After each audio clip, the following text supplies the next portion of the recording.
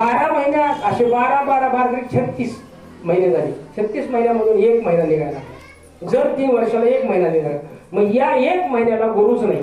मग हा महिना अत्यंत दुःखी झाला. याला मलिन झाला, म्हणजे मलमास म्हणतात. मग हा मलमास या ठिकाणी तप करू लागला. भगवंताचं नामस्मरण करून देवाला प्रसन्न करून घेतलं, पुरुषोत्तम भगवंताला. हे देवा श्रीकृष्णा, अरे सगळ्या महिन्याला गुरु आहे, मला गुरु तुम्हीच व्हा म्हणे. गुरुदेवा, गुरु ब्रह्मा गुरु विष्णू गुरुदेव महेश्वरा, गुरु साक्षात परब्रह्म तस्मै श्री. देव स्वतः असणारे पुरुषोत्तम या महिन्याचे गुरु झाले. म्हणून या अधिक मासामध्ये दान धर्म भक्ती काही असणार, या ठिकाणी भक्ती माध्यम जेवढं तुम्ही करता तेवढं अधिक असे अधिक फळ 100 पटीने याचं पुण्य प्राप्त होतं.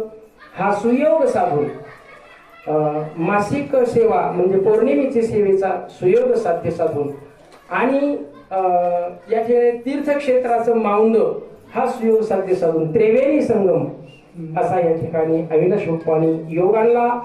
आणि अशा पवित्र पौर्णिमेच्या दिवशी दत्तात्रय भगवंताच्या पवित्र दरबारामध्ये गोपीचंद बाबाच्या कृपा प्रसादाने या तीर्थयात्रेचं माऊंद या ठिकाणी संपन्न करण्याचा योग प्राप्त झाला. कीर्तनाचं या ठिकाणी सेवा मला या ठिकाणी तुमच्या सगळ्यांच्या आशीर्वादाने बाप्पांनी मला दिली, म्हणून मी त्यांचा अत्यंत आभारी आहे.